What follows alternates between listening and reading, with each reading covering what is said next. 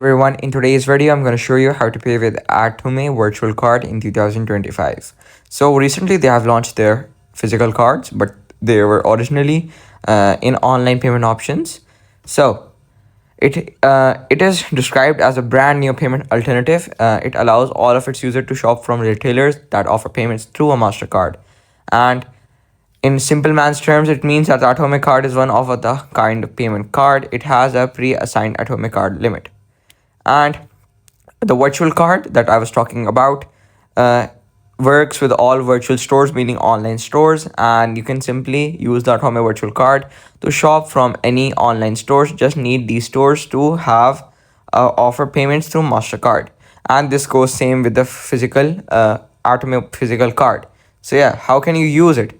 So it is like any other card and can be used in all stores and online merchants of MasterCard. And the MasterCard basically system processes all electronic payment services and transactions, meaning it does the job for you. And you can use your Atome virtual card or your physical card at all the stores offering MasterCard payments at their post terminals. And the process of using their card is pretty much the same as any other card. So I hope this video was helpful. Thank you for watching this video till the end. Don't forget to subscribe the channel and like the video.